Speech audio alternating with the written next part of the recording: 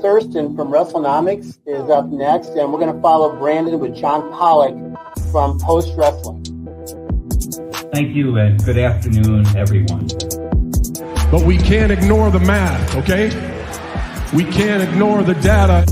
Go on Google Trends, type in your name, then type in mine. You're a straight line. I'm a pyramid.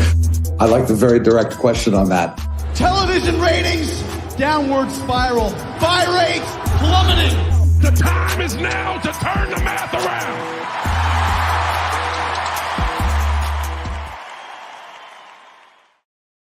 And we are live with this week's edition of Pollock and Thurston, John Pollock and Brandon Thurston coming at you.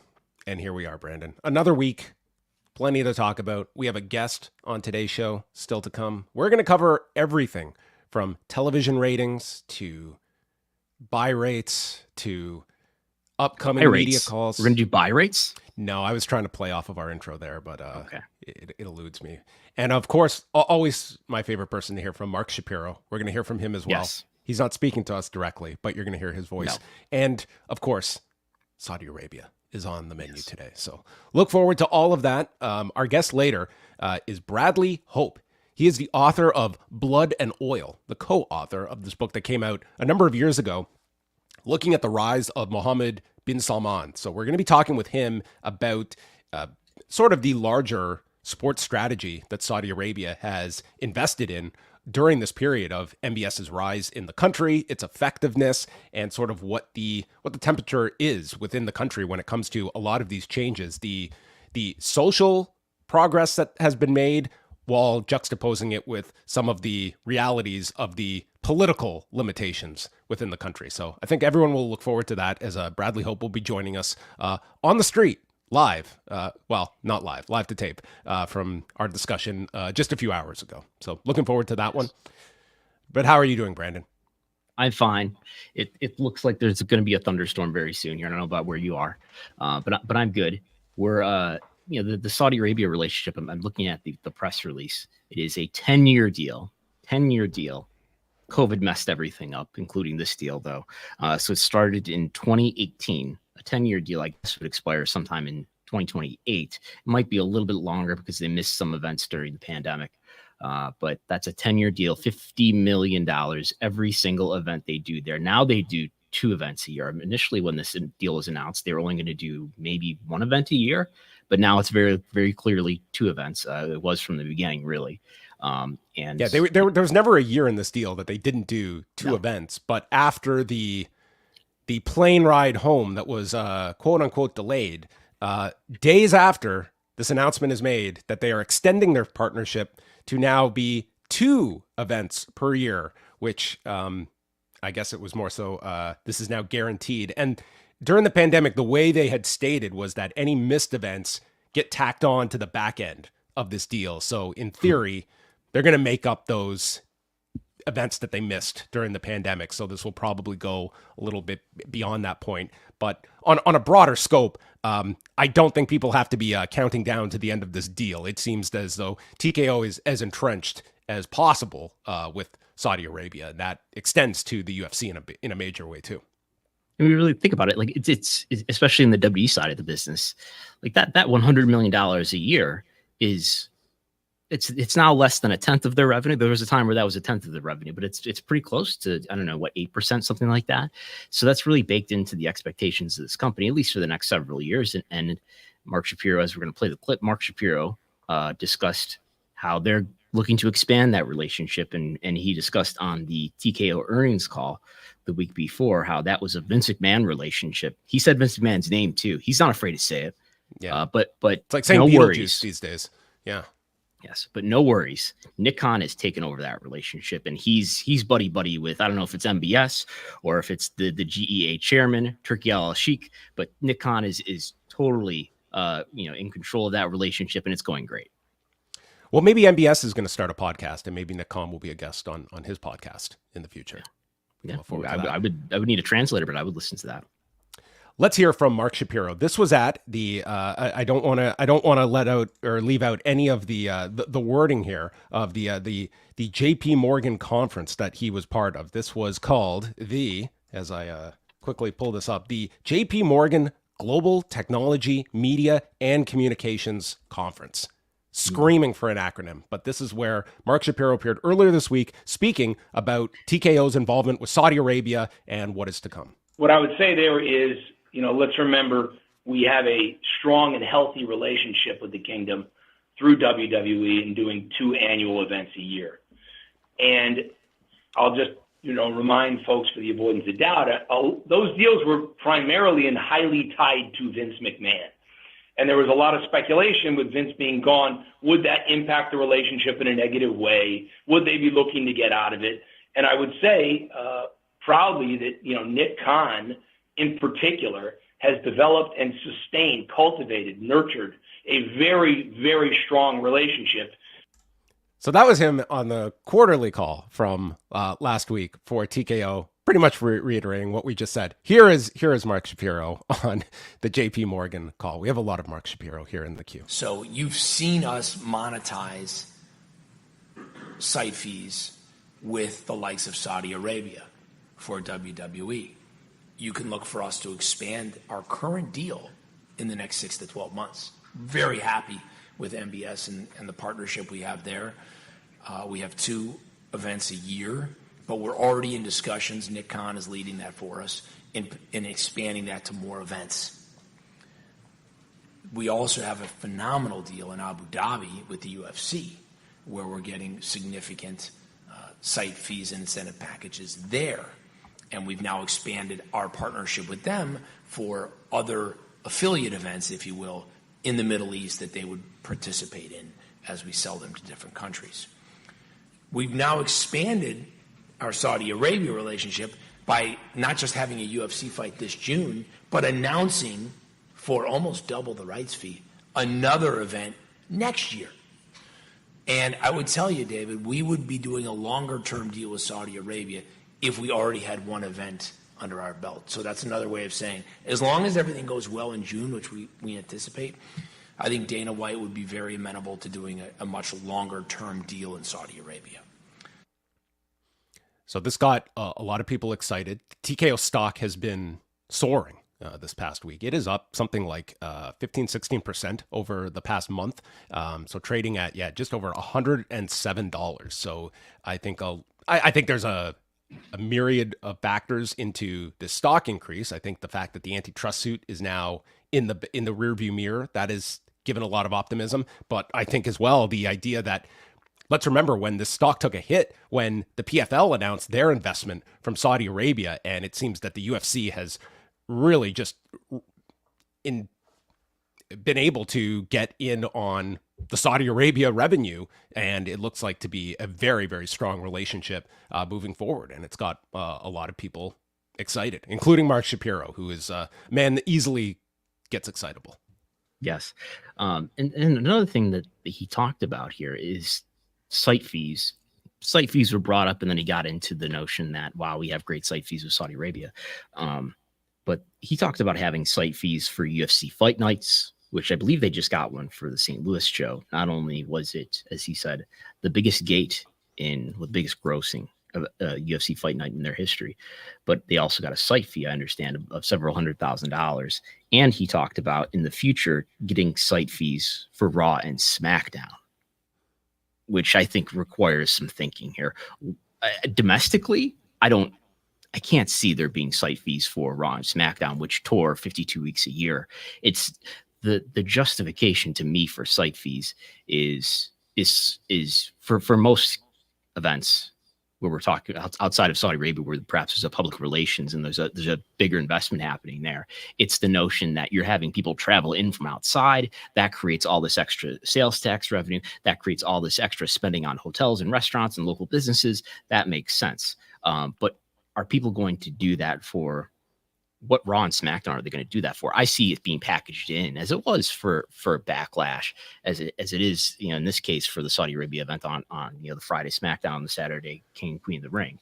But a standalone site fee for just a Raw and SmackDown, at least domestically, doesn't make a lot of sense. But I could see it making some sense if you're going to do, you're doing an international tour, and maybe they do more of these international Raw and SmackDown tapings. That I could see making sense. Well, the other option is what we saw at the Honda Center in February, where there was a UFC pay-per-view on the Saturday, Raw was there on the Monday, Raw being an add-on. And again, I think that more and more, I think we see a clearer picture of keeping SmackDown on Fridays attached to these weekend packages that you can sell. I'm with you. I think it's a tougher sell to have Raw or SmackDown on its own be able to get, especially a domestic site fee. And I don't even see Raw or SmackDown going international unless it's piggybacking with a premium live event. But that seems Raw and SmackDown teaming, being packaged with the UFC event, that does make more sense. And I would say all the more reason why SmackDown is likely, in my opinion, to stay on Friday. And doesn't Raw make all the more sense to keep it on Monday? Obviously, Netflix is paying you, hundreds of millions of dollars, and you're going to go on whatever night they probably really want you to go on. But I would think it'd be just WWE's benefit to keep it on Monday if you're going to continue to charge site fees. If you can package that Monday event in with a Sunday event or a Saturday event or a Friday event, or string them all together, and you can always throw Power Slap wherever you want. I think that's the whole thinking here. Like the money is locked in, and if you're looking at this now as a touring vehicle, it behooves them to be in that proximity of a weekend event as opposed to a Tuesday through Thursday, middle of the week, where it's on its own, which you want to be going to these municipalities, to different cities, and be able to attract tourism. That is the big sell now of their television and these fight nights, and finding a place for them on top of that. And I would suggest when we talk about the stock price doing so well, and it is up to 107, which is that actually, if I look at the entire history, I think this will let me. If I look at the entire, it's going to look at all the indexes. I think it might have been a little higher when it just launched, but this is, for all intents and purposes, this is the highest it's traded since the just initial public offering. Yeah, it is. So on the first day, it was 100. So it hasn't really been over 100 since the merger, and we're well over 100 here. I think a lot of this has to do with maybe site fees, in terms of that's incremental on top of what people really expected when these two companies were put together. There are all these synergies, and as David Karnofsky, who's the JP Morgan analyst, said, maybe there's a little bit too much over speculation about how UFC and WWE could work together to create these weekends, but there seems to be more speculation about revenue. Hopefully for whoever is investing, for the sake of whoever's investing, hopefully justified speculation around the site fees and the money they can make off of those. That is in addition to what was already baked into this business.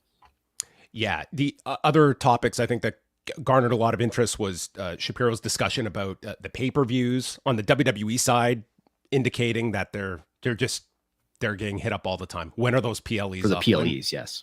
When can we get at them? And what is the answer to that, Brandon? When are the WWE PLEs up for grabs?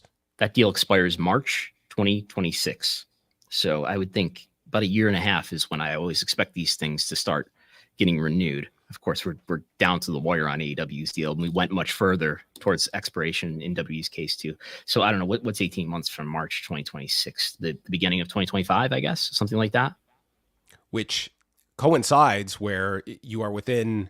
We have the ESPN deal with the UFC that ends at the end of 2025. So that's going to be interesting timing when you have the UFC pay-per-views and an extension, its entire domestic rights package with ESPN that, could garner, I am sure that the NBA numbers being thrown around, and people are looking at a Warner Brothers Discovery potentially being left without NBA programming. Well, where do they redistribute their programming budget for sports?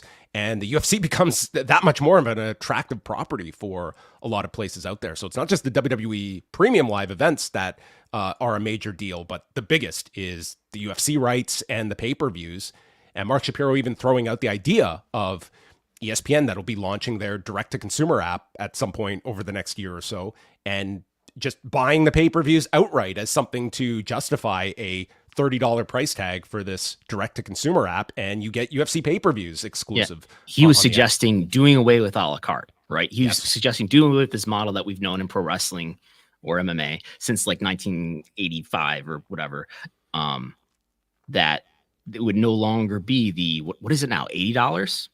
It's plus a ESPN Plus subscription on top. Unless you have NordVPN, right? But we're not promoting that. Well, today. then you're very familiar with the Malaysia broadcast outlet.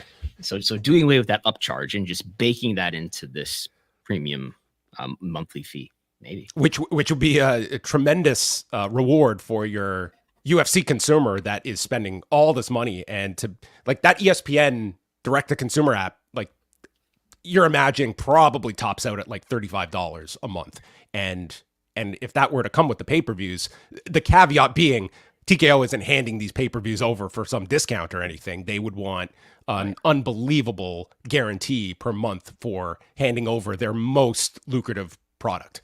But Bob Iger is going to have to pay up, or whoever gets the rights. Are you any more relieved in light of these revelations of the notion that, well, then maybe WWE pay-per-views, WPLEs aren't going to end up on an upcharge again?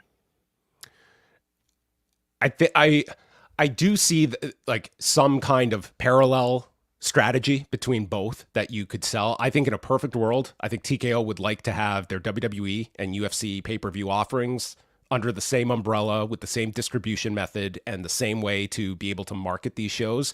But the market is going to dictate where the demand is for that. If ESPN is going to pay this gigantic increase for the UFC package, and that includes pay-per-views, are you getting that much more by putting in a big bid for WWE pay-per-views on top of that? And I think Peacock is going to be very aggressive in trying to keep those WWE shows. I think Peacock is like, I don't undersell the WWE as, one of the core programming pillars that Peacock has outside. Like, it's great to have the Olympics every 4 years, but for a month-to-month product, WWE has been very reliable for them. Yeah. I guess if it were to happen, WrestleMania would be the easiest one to justify, right? Because that's going to have by far the most demand. I guess if I'm negotiating a deal, there's just a lot of uncertainty there in terms of if you're Comcast, NBC Universal or Disney, what's the trade-off value? What's the buy demand at whatever, $60, whatever it might be for WrestleMania? How many pay-per-view buys can I sell?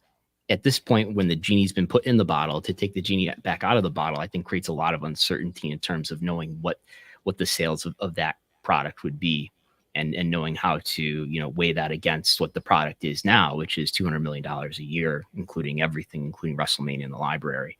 I just think it's hard for the people who have to make the deal to accurately value what that offering would be worth.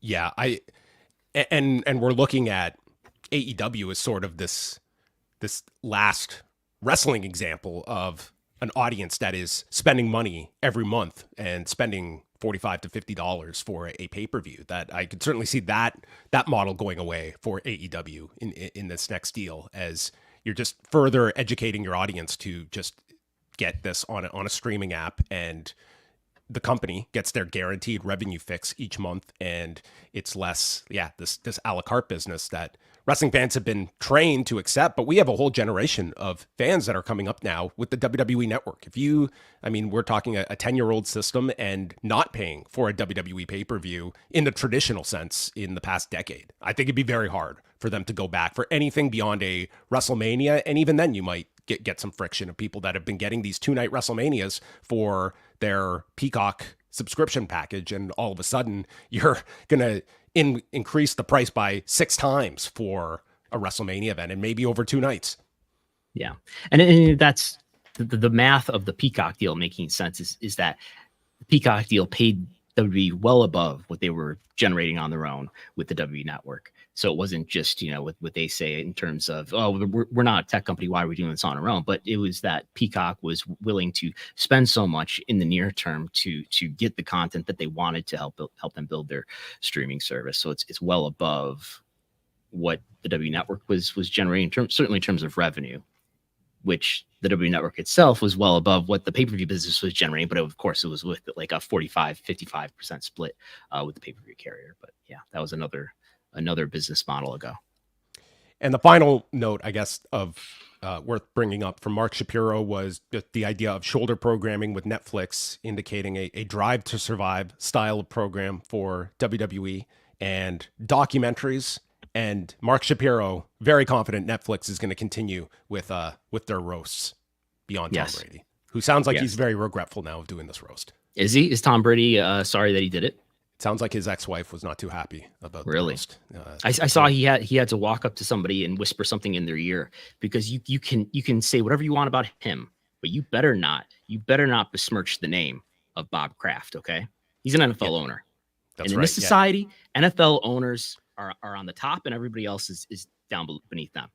Yes, yeah. Jeffrey Ross got an earful here. It's been debated if this was a bit or not. But yeah, Tom Brady. I mean, there were no holds barred on this particular roast. I mean, 3+ hour roast too. I mean, geez. That's right. Whether it's Bob Kraft, if Shad Khan shows up on TV, that's a big deal. Yes. Well, so look forward to more reality programming from WWE. No mention of the Vince documentary here, correct? It never was brought up. Last week, Netflix unveiled their lineup of sports documentaries. So, I mean, some wiggle room here if you would classify the Vince McMahon doc as sports or not, but maybe crime. It very well could be a true crime doc by the end of things. And no mention of this at all by Netflix last week during the whole upfront presentations in New York City. I would state that Netflix documentary seems like it is, at the very least, I mean, to have any kind of release, the story is still in motion at the moment, and you're not going to get. I mean, it creates a really difficult position for the Netflix WWE partnership in that Netflix is obviously going to want promotion out of WWE, who I don't think want to touch this thing at the moment and promote anything regarding Vince McMahon on their programming. I would say both sides probably are realizing that the level of toxicity attached to Vince McMahon's name, probably not the greatest time to be releasing this documentary series, but they have put so much into this, like millions. I can't see it just being shelved forever. I think that at some point this thing has to see the light of day. And this is something that's been in production, or at least announced to have been in production well before the news and the scandal that began to come out in 2022. And at that time, WWE and Netflix were not business partners as they are today. I don't know if we should call it a journalistic piece. It's a documentary on Netflix, but in terms of telling a story that isn't conflicted. I mean, certainly there's a conflict now in terms of this is a huge partnership for both companies. So it casts a conflict onto how they want to tell that story, and you don't want to, if you're Netflix, you don't want to aggravate any problems with this brand that's very important to creating some live events that are going to be weekly, which is going to be a big step for your streaming service. And if you're WWE, you definitely don't want to aggravate the Vince issue, which they've gone to such pains to try to avoid. Will the series be called Thank You, Vince? Through the eyes of Stephanie McMahon, the Vince McMahon story. I don't even know what Stephanie's true perspective is on the story. It's a story that needs to be told maybe 10 years from now, certainly. Would Stephanie McMahon be interviewed on this documentary series? What a mess. It's just something else.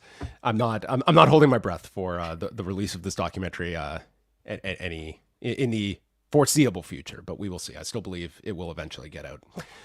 Let's move on over to Saudi Arabia, where WWE is returning this coming weekend with the king and queen of the ring. And just the fact that a title like that is happening in Saudi Arabia. I mean, what progress that they have made since 2018 when a video featuring several of the female performers aired in Jeddah on that Greatest Royal Rumble show, and an apology had to be issued afterward for some of these women being shown, and stated it would never happen again. I have the statement here. The General Sports Authority would like to apologize to the viewers and attendees of last night's WWE event that took place in Jeddah over the indecent scene involving women that appeared as an ad before a segment. It would like to confirm its total disapproval of this in the shadow of its commitment to eliminate anything that goes against the community's values. Yes. Well, they've wrestled since in full body suits, so I think that was the main issue there, right? Yes, they this evolved where Renee Young was technically the first female attached to any of these Saudi Arabia shows. She was on the broadcast calling the show in November 2018, which was the show that was under the greatest scrutiny because we're talking 1 month removed from the murder of Jamal Khashoggi. And then the following year, as you can see here, Natalya and Lacey Evans having the first women's match. And since that time, we have done away with the oversized T-shirts, and they have worked their way into actual wrestling gear, although covered.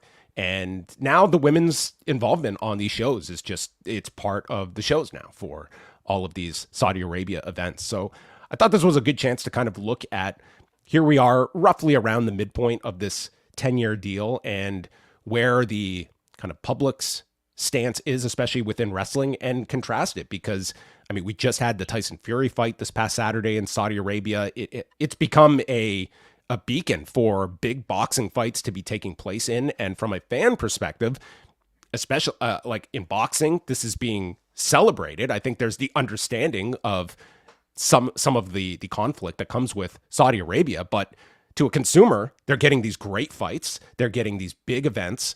And I would say in wrestling, it's how would you assess how the temperature has changed from, I would say, that peak stage post Jamal Khashoggi's murder in 2018, where it was a very, very dark cloud that they were performing under, and where we are today in 2024 when it comes to these shows, because they have, to me, I feel like these have been normalized to a great degree, and you don't see any of the kind of larger issues, I think, being focused on any longer. I heard, now we were both at WrestleMania both nights in the press box, hard to hear the crowd, but I heard, people say that when they promoted this King and Queen of the Ring in Saudi Arabia, that people booed. There was that. Yep. And that was audible. I did watch the clip afterwards. Like, it was audible on the broadcast that you could hear those boos. And that caught me off guard. I was not expecting that reaction because I don't sense that reaction from a lot of people for these events. And you can argue it. I think that there is a lot of somewhat, I don't want to say indifference because I don't think that's the proper term for it, but I think for most the Jamal Khashoggi murder was just so egregious that it was even like, you just can't overlook it. But there's the same sense with a lot of people that these events are happening. This is something that there's not going to be any kind of sanctions against someone the level of an MBS. And I think a lot of your fans are, again, not indifferent, but it's just like a feeling of like, it's a powerless feeling that these shows, they're going to happen. And are we simply just bringing this up repeatedly without any changes? And you can look at it. We'll get into this more in the interview about changes in the country that have occurred, but also like still a lot of underlying issues within the country when it comes to just basic protest or free speech that are being policed very, very heavily. And the WWE product is better now. A lot more people are satisfied with it and have less reason to be disenfranchised and angry with the product that WWE is serving, which certainly in the early events of this deal was highlighted in terms of how bad these shows were early on. Some of them have been better, right? So I think it behooves WWE to try to put on a great show here. And we haven't seen the usual, reprising of people from the past, and not even Brock Lesnar. I know Brock Lesnar is a different story, obviously, but we're not seeing, bringing back out people like The Undertaker or Shawn Michaels and Kane to have a match here. You've also seen Sami Zayn, who was, yes, that absence on the early shows was very hard for people to get around. It was like just shining a light on it. But now Sami Zayn is part of these shows, and you don't have, but like that was like this kind of spotlight on other issues. Like if you were just simply a wrestling fan and watching this and not concerned about the politics, you go and watch this show and hear there's no females on this show. Sami Zayn is not on this show. And it's almost forcing you. Like, remember that first show where you had Mansoor and several of the other like Saudi Arabian based wrestlers, and out come the Davaris representing Iran. And like, insanity that they booked this angle on that show. And I think that it is, they got death threats, they said. I am not surprised. I think it was an absolutely just like like what you are watching, that first show, it was so hard for that Greatest Royal Rumble show to watch it just in the prism of a wrestling show, because it was so clear it was not. This had so many political overtones to it, and just selling the country, and then doing like this incredibly insensitive angle involving like real hostilities involving Iran and Saudi Arabia as an angle on the show. Yeah, and I what makes those early shows, and we'll watch, this weekend to see what happens here in terms of, are there any promotional materials, promotional videos that are seen, as there were in those early events where there was literally a Mohammed bin Salman video piece sort of promoting what a progressive leader he was. And we've seen similar things in Cardiff for the Clash of the Castle. There's some tourism promotional videos similar for Puerto Rico. And I guess that brings me to the question that people sometimes ask in terms of, especially we're going on and on earlier about site fees. And we'll talk later about what's going on in Texas. Why is it a big deal? Why are you complaining so much and talking so much about the Saudi Arabia deal when they're doing deals? They are doing deals with governments now. We used to say there were no deals with governments. They were just, entrepreneurially booking events in cities and in other countries and basically running them on their own. This is different in that it is a direct government partnership. But now, as we're seeing, they are trying more than ever to make deals with municipalities all over the world. And how is that any different than this, when you could even say, if you're doing deals with local governments in Texas, ultimately a lot of that money is coming from the state. There's probably a lot of laws and political issues that we could complain about in Texas just as well. I don't know if they're exactly equal, but just as well as you could in the case of Saudi Arabia. Yeah, this was actually brought up on our Ask Away show last week, specifically comparing Texas to Saudi Arabia. And I think it does open up that discussion point. I would state to that number one, I don't view them as like in the same like comparison level. But if we're just exploring this, regardless of what Texas is willing to pay for these shows, it's going to be a regular touring stop for WWE. But I think we also have to look at scale. And when you're seeing the Puerto Rican government, correct me if I'm wrong, $1.5 million for the SmackDown Backlash combination. So if 1.5 plus 300,000 for the venue, yeah.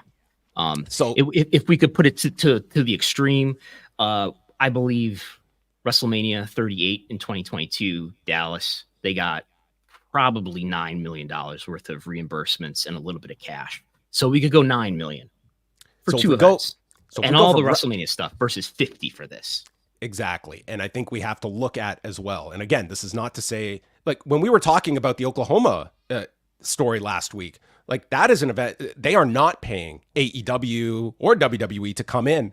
But as I mentioned, Oklahoma does take a tax, though. They take a tax on their ticket sales. They do get something out of this. But the next time AEW were to run a show there, and if the same law is in place and AEW runs that show without Nyla Rose, absolutely AEW is going to catch flack for that over the idea. And that is, again, looking at kind of a local sports commission that is government supported and a company opting to run a state or not, and how they are going to acquiesce their own values to running a state. I think that's going to be fair game. But getting back to the difference there is, if Saudi Arabia is spending $50 million for these level of shows, and a WrestleMania, the rate is $9 million. Well, what is making up that difference of $41 million? What is the value Saudi Arabia sees in that gap that they are spending so much for? That this is, yes, you are bringing an event to your people. And believe me, the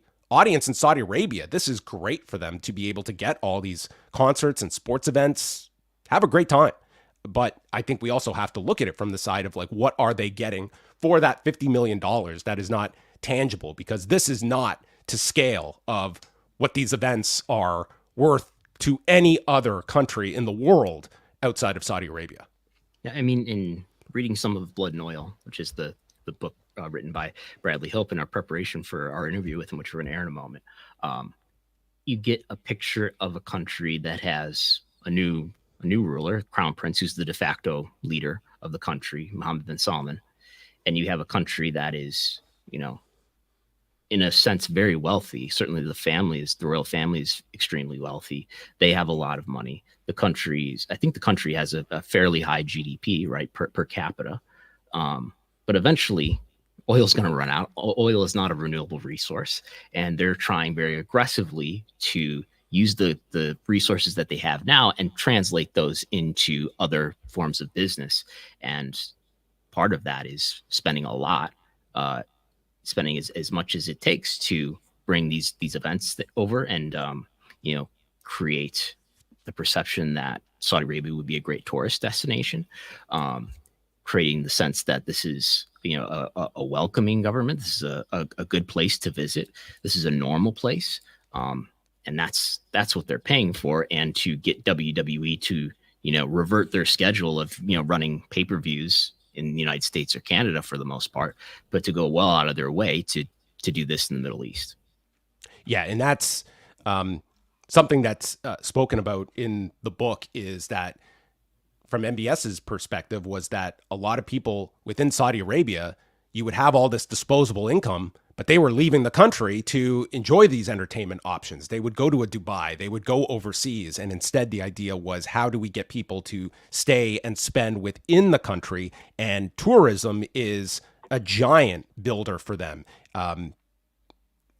Mohammed bin Salman has mentioned that Saudi Arabia in 2022, they had 40 million visitors into the country. They want that to be over 100 million by 2030. So when you see these ideas like a WrestleMania being thrown out there, like, tourism is a huge factor. We don't want just our citizens spending money. We want people coming, we want people spending their money, and we want people leaving, having a tremendous time in Saudi Arabia, and this becomes a destination spot, no different than other places abroad for. And I don't know if we buried the lead, but part of what Mark Shapiro was talking about there is renewing this deal, expanding the deal, whatever that means. Does that mean making this longer term? We're already under a deal that's not going to expire until 2028, but the speculation is that does there end up being a Royal Rumble in Saudi Arabia, or even a WrestleMania there someday? The greater Royal Rumble. Yeah, it's already the greatest. I mean, there's nothing greater than the greatest. The last thing I want to do before we get to our interview is just air this quick clip. This was Ari Emanuel on Freakonomics Radio last year, and he was asked about this. And Ari Emanuel is an interesting figure because he had negotiated this investment from the Saudi Arabian government of $400 million through negotiating with MBS. And then after the murder of Jamal Khashoggi, he turned around and returned this money. And this is Ari Emanuel kind of going through in real time, kind of working out how he has been able to justify this. Because I truly believe, and maybe I'm being a little naive, that I don't believe Ari Emanuel is simply a monetary viewpoint on this. I do think he weighs some level of ethics to these decisions. But here's Ari Emanuel. So we negotiated, took about 9 months in the negotiation for them to invest, I think it was $400 million. And then, I think a bad thing happened. But let's be very clear about something. I'm not defending what they did. I've had a brother that's been in 2 White Houses. Every country does bad things. They just don't do it in an embassy.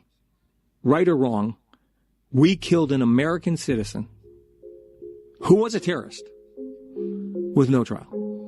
Emmanuel is referring to the 2011 drone strike in Yemen that killed Anwar al-Awlaki, an al-Qaeda leader born in New Mexico.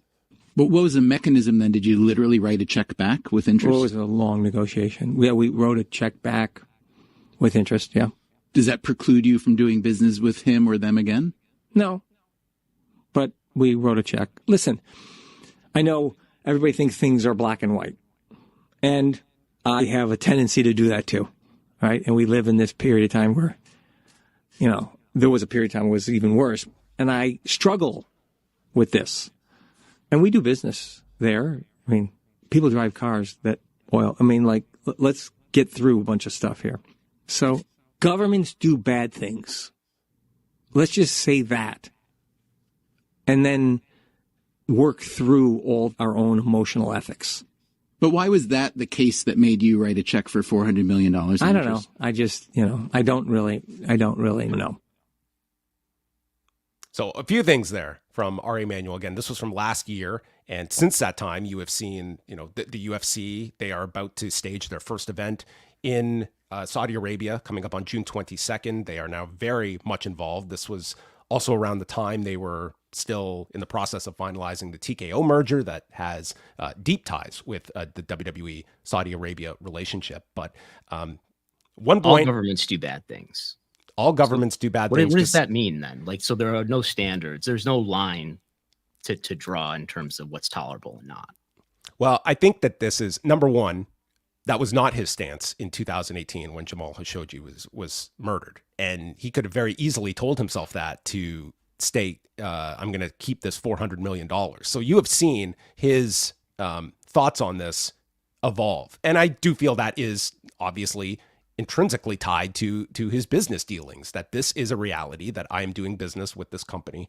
And I think he is someone that like you have just seen, I don't think he has a very clear answer on this. And I think if you were to go back to 2018 and he had the ability to have the foresight, he probably is not handing back that money, believing that ultimately this is going to be something that is at least, if not rationalized, at least is just accepted as someone that is, can a government get away with the murder of a journalist?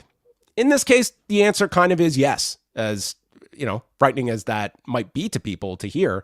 That is the reality of this. Of all the people that refused to go back for Davos in the desert and they wouldn't do business with Saudi Arabia, well, most, if not all of them, have all come back to the table and we're on. And to use this equivalency that all governments do bad things, yes, governments do bad things, but specific here to this one, it's one that there was a pause when it happened. And since that time, you have seen a lot of kind of a 180 in terms of the realistic, the realities of a country that is spending billions of dollars and that a lot of these people are incentivized to overlook human rights atrocities. Yeah, and I guess the follow-up is that, well, there weren't additional high-profile, and the Khashoggi murder is itself, I think, it's a story that people focused on. It's one person being killed, being lured, who is a public figure, who is a Washington Post columnist, who is a well-known figure within news coverage of the Middle East. There's plenty of other human rights abuses that you could focus on that killed more than one person. But it's just the fact that it's sort of like the saying that killing millions of people is a statistic, but killing one person is a tragedy. But it became a much bigger story. But I think it's probably just the path of least resistance in that. Well, do I want to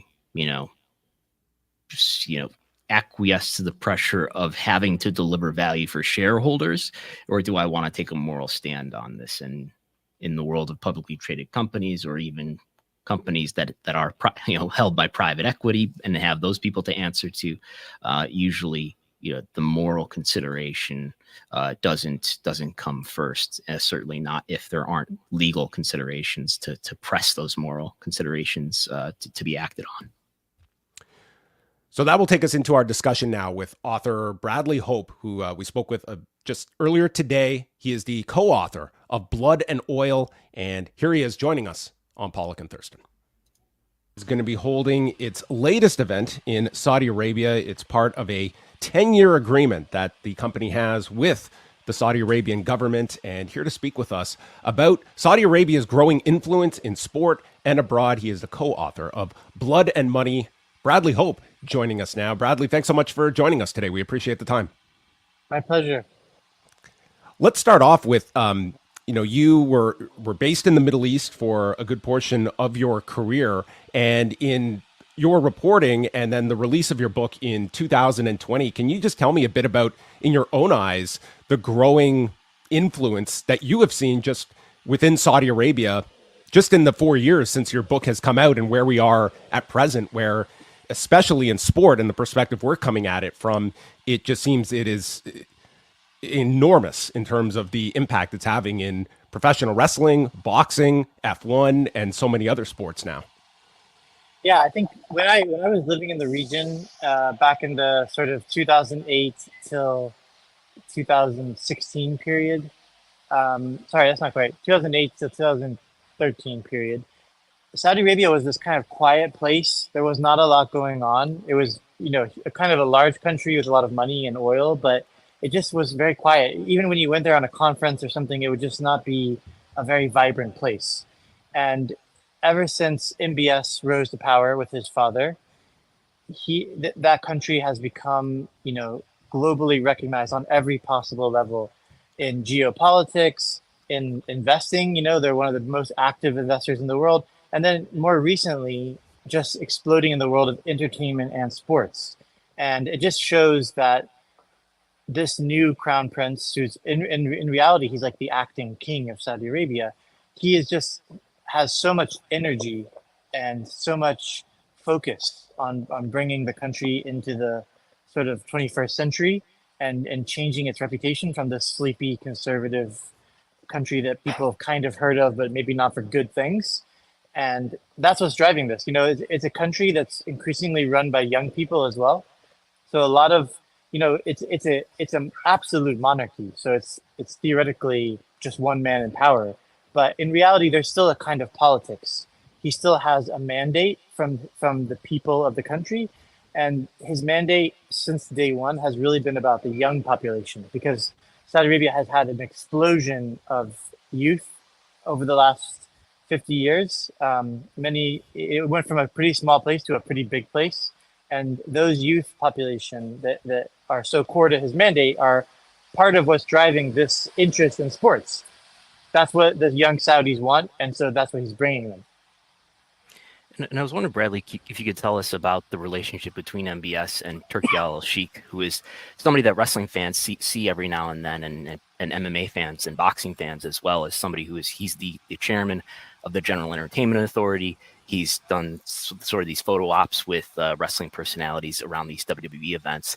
And so just, if you could tell us like what his story is and how he came to be the chairman of and the person who's overseeing all these entertainment and sports events. Yeah, well, he's a fascinating character.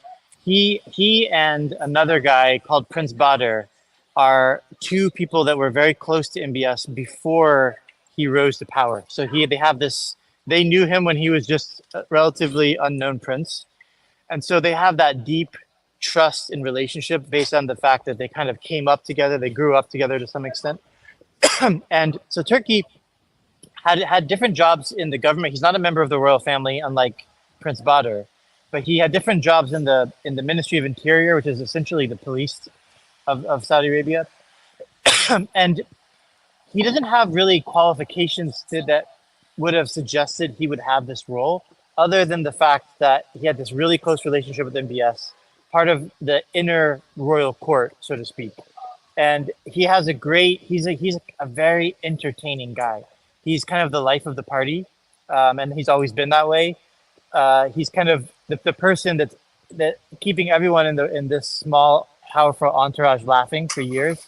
And so just naturally, as MBS took power, he was given a kind of job, and it was unclear if he was going to keep that job, but he has been quite successful at bringing big sports stars to Saudi Arabia, throwing some of Saudi Arabia's most kind of elaborate events. They have all these things called seasons. So there's Riyadh season, Jeddah season. It's like these huge activity events for the Saudi population, and he's also kind of the master of ceremonies for some of these big sporting events. And he's quite a character too. There was a video that was going around for a few years ago where he was playing FIFA, the video game, and he lost, and he destroyed the screen, the TV screen, and it was just like he just walked away like a giant screen. He just like smashed it and left. So I think he's kind of relatable in a way to a part of the population, because he's kind of the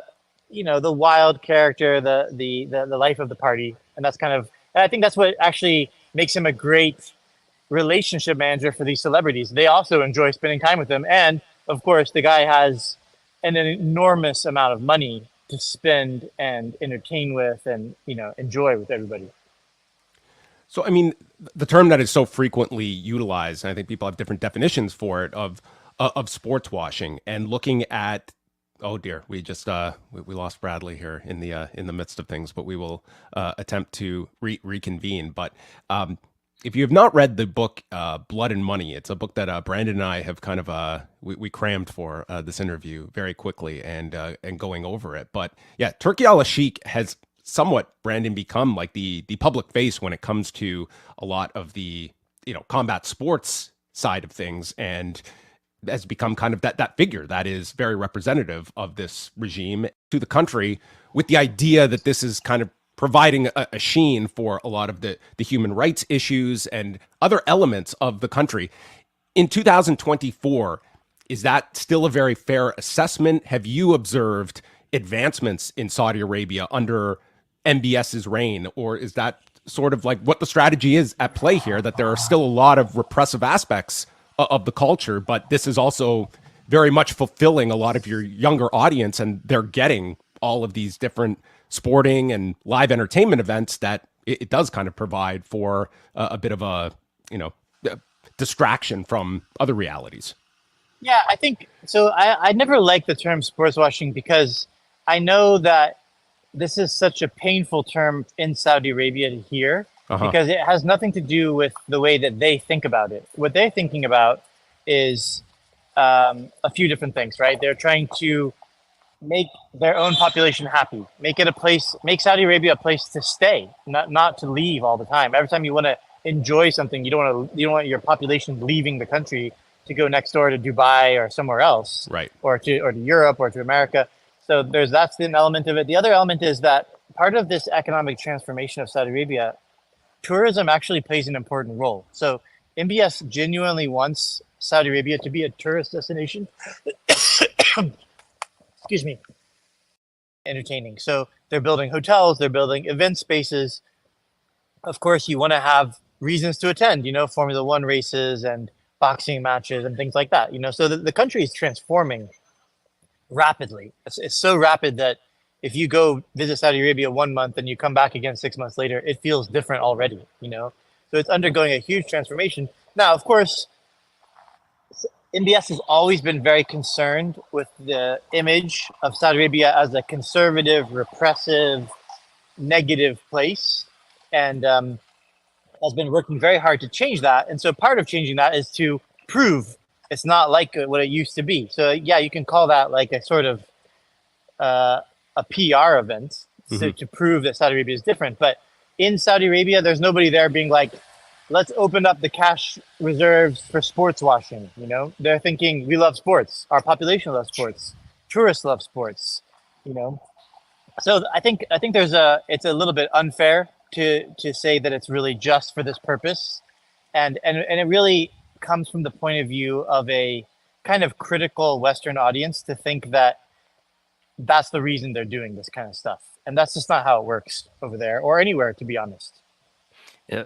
So our reporting has shown, it's basically been confirmed in a number of ways by WWE's reporting, that Saudi Arabia, the government, is paying about $50 million for each event. They do 2 of these events a year, so it's about $100 million a year. There was discussion from TKO's president, Mark Shapiro, just the other day that they're looking to expand the deal, which is currently, it's a 10-year deal that I believe would go to about 2028.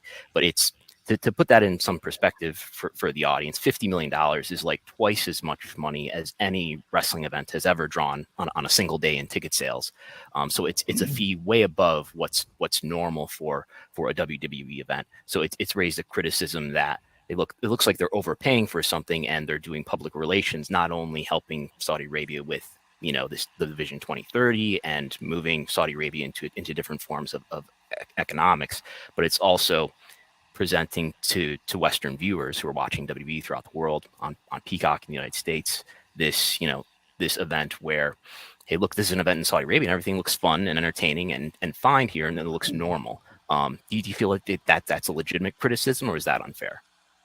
No, I think that's the startup cost of convincing new sports, new events to come to Saudi Arabia. It's not a natural place to go. Like, no one's going to go there and do it at a discount. You know, the startup cost of really getting into this kind of thing is you have to pay more. You know, I think a good example is, you know, when Netflix in the early years, when they were doing deals with like celebrities and writers and stuff, they were paying them crazy money. They would say, we're paying a writer like $100 million or something crazy like that.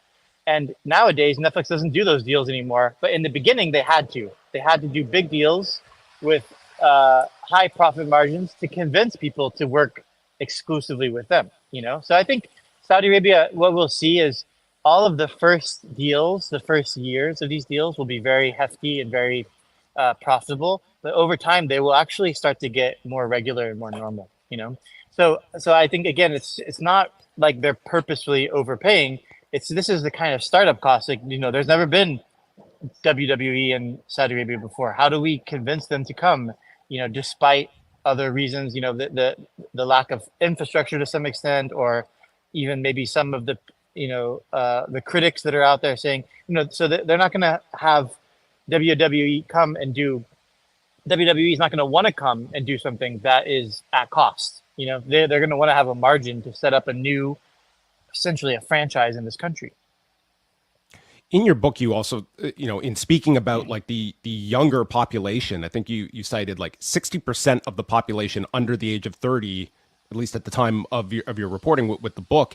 And one thing that really comes very clear, like MBS is someone that is still under the age of 40. He has risen up in his 30s, and someone that I certainly took from reading is really understood the power of social media, and in particular Twitter, how that is very engaging for that younger population. And it seems as though MBS both understands the usefulness of something like social media, but also the other side of it is that seems very reticent to be criticized on that platform, where we have seen some of these enormous punishments up to and including death when it comes to criticism on the platform. I just want some of your thought on his kind of thinking towards social media as a tool in a lot of his kind of efforts. Yeah, I think it goes to the heart of the way that Saudi exists today. It is a bit of a mirage to look at all these things happening, you know, women walking around with their heads uncovered. These are things that weren't happening before. You know, equality in the workplace, more rights to intermingle, having music playing. These are all new developments in Saudi Arabia. But at the same time, while the social side has made progress, the political side is almost gone backwards. And it comes to this core concept in Saudi Arabia, which is they are becoming more socially liberal, but they believe in retaining the absolute monarchy. And in absolute monarchy, you can't have people in the streets protesting. This is their thinking. They have to come and sort of ask the king. They have to ask the crown prince, saying, we want this new right. Will you give it to us? It's not, we have the right and you have to recognize it. It's, we want the right. Will you give it to us? You know? And so it's very alien for us as Americans to imagine a scenario like that. But that is the way that Saudi Arabia is set up. And so everyone has these tools, social media, and they can increasingly talk about things and you know, push the boundaries. But what they can't push the boundaries on is the political side. They will, and this is kind of true across the whole Arabian Gulf, you know, with the UAE and Saudi and Qatar, is they will not accept criticism of the royal family. And they have their reasons, which is they think that if those countries were to open up to democracy, you would get the wrong kind of people in charge. You know, you'd get people that could take it on dangerous pathways. You know, like they don't really believe in democracy for their countries. And so that's why it's kind of confusing and tricky, because it seems normal. It seems like it's increasingly westernized, but in reality, it is still an absolute monarchy where these are not rights that are given to people. You know, you can't protest. You can't criticize the ruler. And in Saudi, the only thing you're allowed to do is criticize, like if the water authority is failing to provide water to you, you can criticize that. But then you wouldn't say, this is the crown prince's fault. His government is doing a bad job. You would just say the guy in charge of the water isn't doing a bad job. And so it is tricky. And I think a lot of young Saudis have gotten themselves in trouble, especially in the early days of MBS's rise, thinking that the social liberalization also meant they could be more politically open and more politically ambitious. And they really suffered huge consequences. I think in general, this is not the kind of place where you're getting executed for Twitter activity. It's much more like there are some certain examples where people have gone to prison for longer periods of time. There's a lot of people in prison in Saudi Arabia. It's unclear what is the kind of judicial process for why they're still in prison. You know, there's a famous case of a guy who criticized the oil company having a public offering, an internet, you know, an IPO, and that guy hasn't been heard of. You know, he's been. It seems I'm not sure if he's out or not, but he did get in trouble for a long time, at least. Maybe still in trouble, just for criticizing that. So, you know, that's kind of the situation in Saudi Arabia. And what has made WWE and Saudi Arabia's relationship really interesting and a big story for us to cover is this is a deal that started in 2018, and they did one event in April of 2018, and then they did their second event in November of 2018, which was exactly 1 month after the murder of Jamal Khashoggi, which of course was a huge international story. So I think something that people are wondering about is, you know, we hear these messages about how MBS is a progressive ruler and things are changing. How much has human rights improved, if at all, since 2018 or so? Yeah, I think, well, you know, in Saudi and to what Arabia, degree, to what degree, if any, do these sports and entertainment events like WWE contribute to any change that's happening?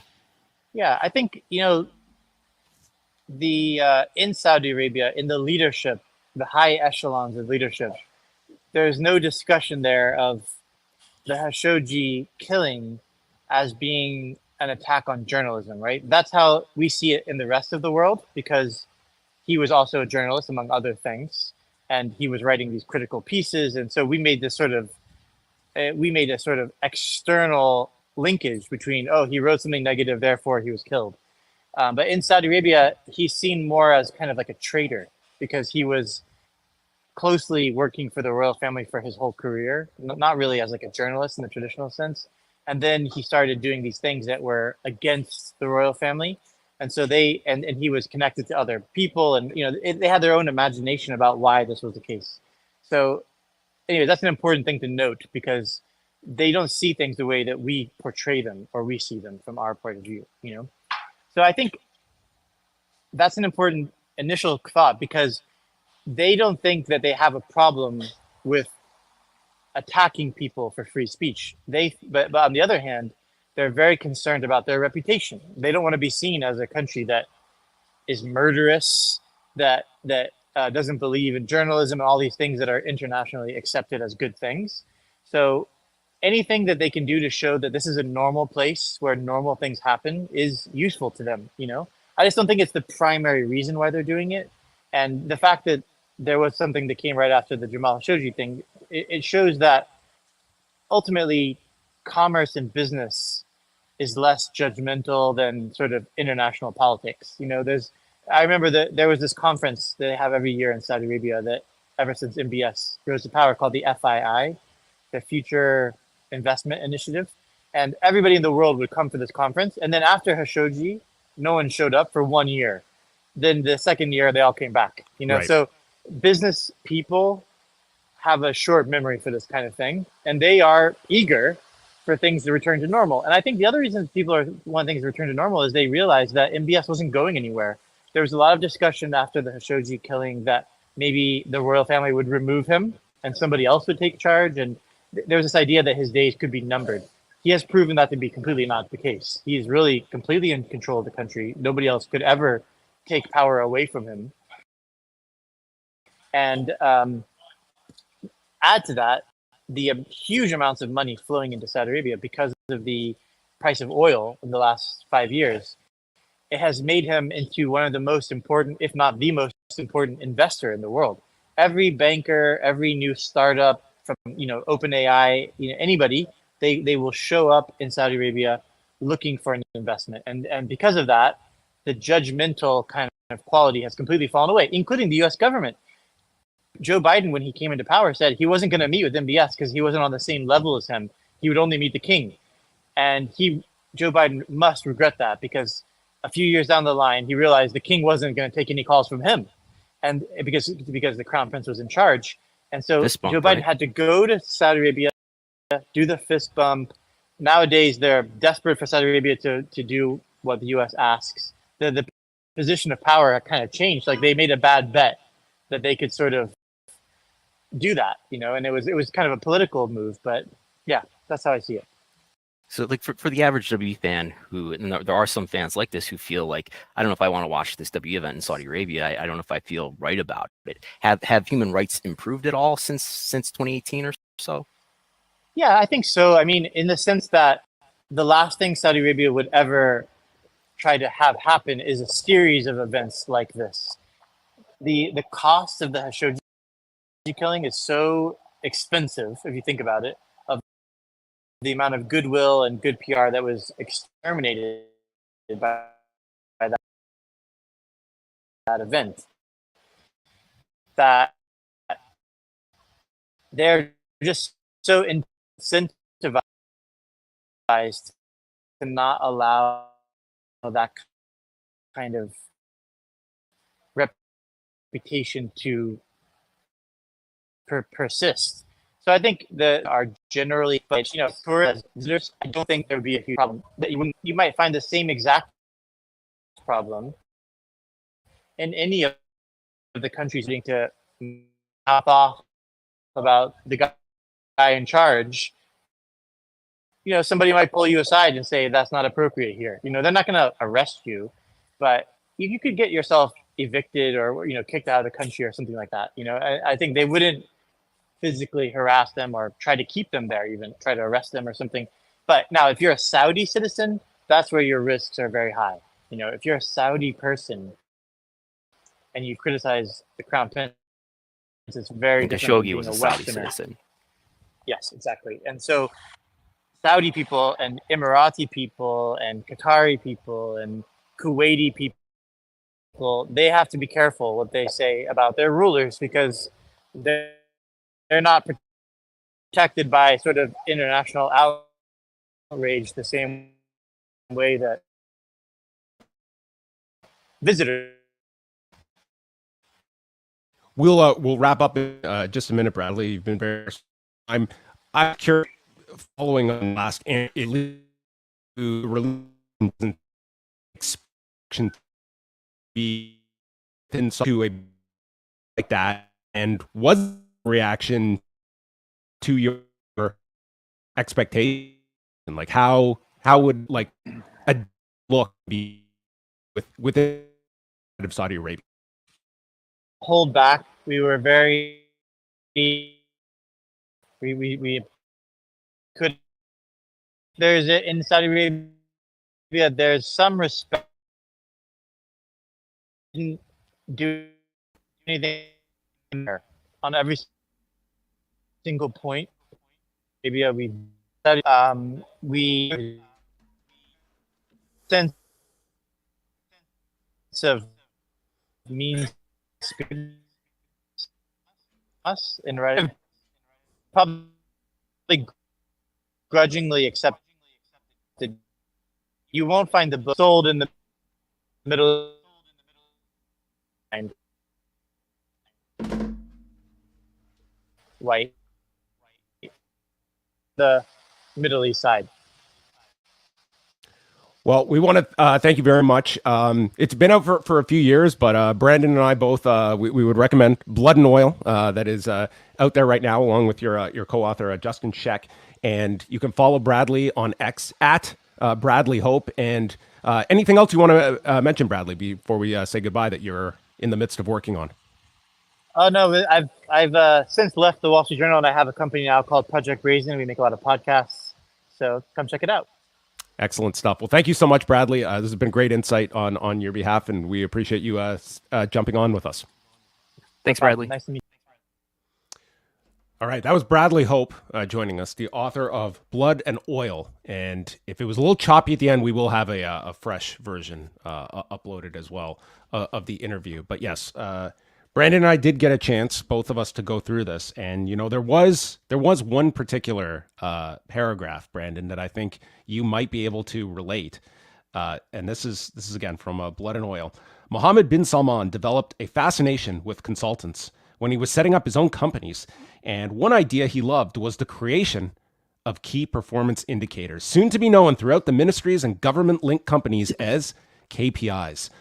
He goes on to state that McKinsey, who's one of his assistants here, and a whole host of other consultants were ready to accommodate whatever big requests Mohammed made for his economic transformation plan. To get his attention, they built PowerPoint presentations with slide after slide of projections, charts, and graphs, and they loaded them with numbers, statistics, and KPIs, just the way the prince liked.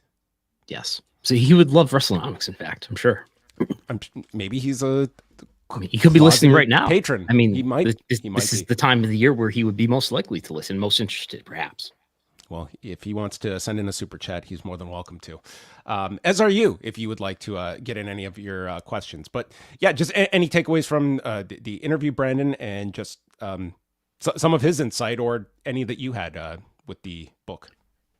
I would say he had a more moderate view than we're used to hearing about Saudi Arabia, in that it's not, according to Bradley, it's not so much about, glossing over and sports washing human rights abuses, but that it's like, it's an overpaying and a deep investment now so that there can be a payoff later. This is one of my takeaways from talking with him.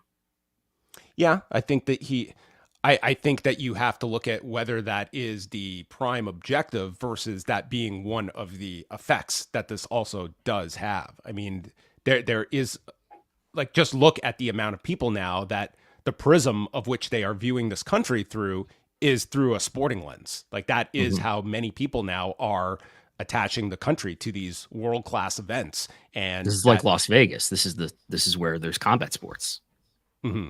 I think it's also worth noting that, and this gets forgotten sometimes, is that WWE prior to 2018, they were doing some tours in Saudi Arabia over the previous years, pre-Vision 2030, but they ran there in 2014, 2015, and 2016.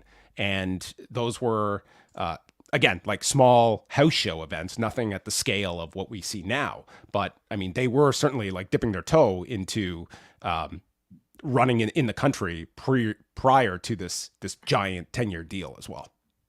Yeah, it was just house shows, a few of them over the years. But yeah, these events are the first to be televised, and the first to have, as far as we know, such a big price tag attached to them. My other thought was just that Bradley brought up is almost like this.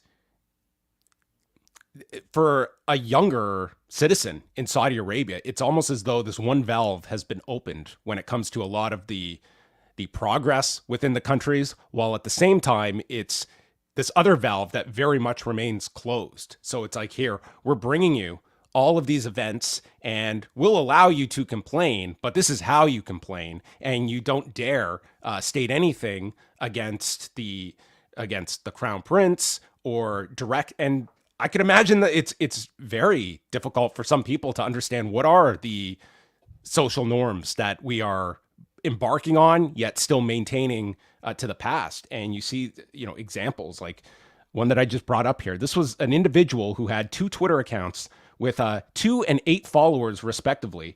And through his tweets, retweets, and YouTube activity, was sentenced to death over this activity. And that's not an isolated incident when you see some of these harsh punishments that are handed down for Twitter activity. And again, as we mentioned in the interview, certainly MBS has a firm understanding of the power of Twitter, but the criticism is something like a nothing following account could come with that kind of punishment attached to it that do not upset and show any kind of disregard towards authority within the country. There's a fascinating story in the book about this infiltration of Twitter, where they had a relationship with somebody who's a Saudi citizen who was working for Twitter, and then they got all this information, including IP addresses, so they could and they wanted to find out who these anonymous Twitter accounts were, who were, posting things on Twitter. Sometimes they were actually true about, sort of the gossip of the royal family, and they wanted to find out who these people were. And the royal family ended up making, a connection with somebody who worked for Twitter, who was a Saudi citizen or is a Saudi citizen, and got that information. This is about 2015. This happened. So. And it's clear that there's a different relationship, a different treatment for people who are Saudi citizens, like Jamal Khashoggi was. I mean, I don't know if it was a loyalty thing, but that, there would be, if there was a WrestleMania in Riyadh someday, that there's probably more that people visiting could get away with versus people who are their citizens. All right, we have gone late, but we do have a few other stories to get to. And an update from last week. Brandon, did the man hear our request for a response? Your pal and mine, Texas Attorney General Ken Paxton, did he finally respond over the past week? Did he make it in at the count of 9? Well, he didn't respond himself, but one of his assistant attorneys, Dennis M. McKinney, has responded, and with a 2-page response here. I think we can read the whole thing. 2 pages of which one is contact information. Yes. Redacted for all you maniacs out there. But a defendant, Ken Paxton, Attorney General for the state of Texas, files original answer and general denial in response to plaintiffs, that's WWE's original petition for declaratory judgment filed herein. Here's a general denial. Pursuant to Rule 92 of the Texas Rules and Civil Procedure, defendant enters a general denial to all allegations in plaintiff's petition. Defendant, Attorney General of Texas, respectfully asks the court upon final hearing of this lawsuit to enter a final judgment that declares the information at issue to be subject to disclosure and orders plaintiff, that's WWE, to take nothing by reason of its suit, and that all costs of litigation, including court costs, should be adjudged against the plaintiff. Defendant further prays for such other and further relief, both general and special at law and inequity, to which he may be justly entitled. So they're just basically put a general answer out there saying, this will perhaps prevent this case from being given a default judgment. I think I did have a little bit of interaction. This was filed by an assistant attorney general, which is what you would expect. There's many assistant attorney generals. This was filed by an assistant attorney general, Dennis McKinney, who told me that he imagines that, that the attorney general's office will continue to defend this case. Because I asked him, first of all, why did this take so long to get an answer? And is this something that the Attorney General's office is going to continue to defend? And he says he imagines so, and he thinks it's just one of those things that fell through the cracks, and not sure why it took so long to get attention. Well, these things fall through the cracks, and thankfully they located the crumbs with 7 days to go before this hearing. But that is set to go unless there's some kind of delay. The hearing is next Wednesday in Texas. And we will see if there is any progress on this case. But I mean, encouraging at least the fact that they could have just not responded, and the default judgment would have been made, and it would have been just a quiet win. But it looks like as I understand it, the judge could have still it would have still been up to the judge to allow to give a default judgment. That there is actually a lawyer on the other side now, though, is helpful in theory. There was a story today by Sports Business Journal, and while nothing finalized for these NBA agreements, they are stating that the NBA is formalizing written contracts with Disney, NBC, and Amazon this week when it comes to the media rights negotiations, with their sources believing ESPN is ultimately going to pay $2.8 billion, while some other industry sources tabbing it at $2.6 billion, while it looks as though Comcast, NBC will be back in the NBA business for a cool $2.6 billion, Amazon in between 1.8 and 2 billion. But the real question is Warner Brothers Discovery. How are they going to respond to this? And are we going to get a legal showdown about what a match really means? Because Warner Brothers Discovery, if you're looking at just apples to apples, cannot match the broadcast window that NBC can provide, because WBD does not have a broadcast network, and at least WBD, they have indicated the idea that they may have an ability to match through unconventional means. But I don't know too many people that are backing that assertion. But that means lawyers are just, let's debate what a match is. Yeah, I wonder if whatever rights that Amazon might be getting here, if WBD will be arguing that they have a right to match any of that. I don't know. I know there was some chatter about whether or not WBD actually does have a right to match that offer. But maybe there'll be some settlement and WBD will get a piece of the NBA rights or something like that. But I think the likeliest outcome at this point, I think, is that there's going to be no NBA on TNT after the next season. We'll have one more season of this. And even inside the NBA could go away here. So yes, a lot of. What does this have to do with wrestling? Well, I mean, as far as I'm concerned, TNT is not going away, and they're going to have a lot of programming to fill. And if they don't have to be spending billions per year on the NBA, that in theory leaves them with a lot of a programming budget. Now, give all that to AEW. Yeah, they could also pay down some of their, I believe, $40 billion in debt. That could also be some allocation of funds. But you would think that unless TNT is just completely giving up as a cable network and thinking that, man, we're going to get destroyed with our carriage fee drop, they need programming, and they still have high level sports programming, and AEW is coming due. And again, it's a total crapshoot what these AEW negotiations are going to end with who. We're still in a negotiating window and into the summer, according to Fightful. So it's not as though AEW is even on the open market. Yeah, I think those are the two issues that we're waiting for, is the resolution of NBA rights, and then some of AEW's got to go to the open market, I think, to at least explore what the deal might be, or if maybe WBD just wants to make them a great offer right before the window opens. I think on balance, this is, if there's no NBA on WBD, on balance, it's a good thing for AEW. Obviously, there are some negative factors, including you want to have a strong network that has something like the NBA on it. But if there's no NBA on Turner Networks, then they're going to be really eager to hold on to what they have, which includes AEW.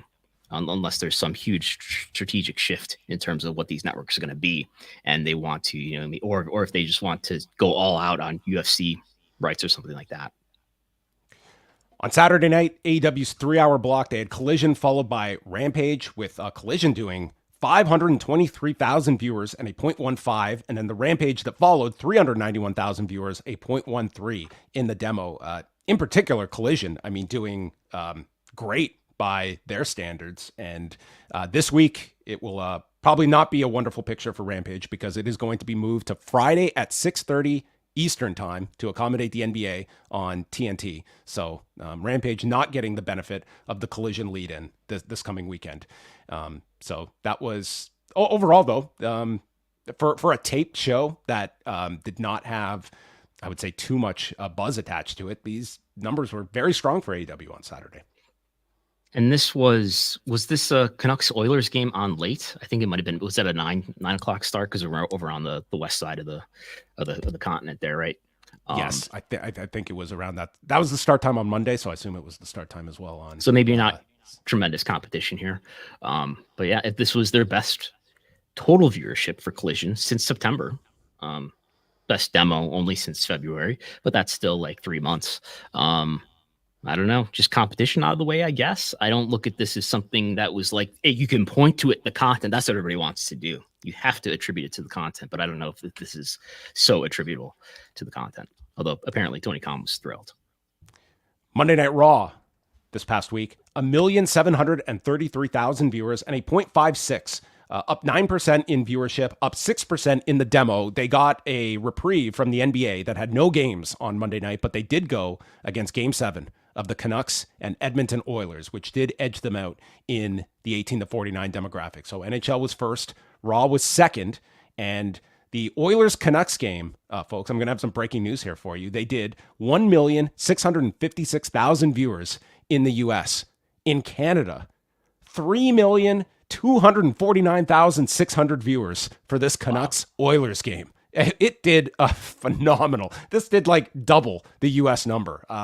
This was, and you have what, like a tenth of the population of the U.S. or something like that, right? It's about a ninth. Yeah. Yeah. Wow. And like 3 times, something close to 3 times the viewership.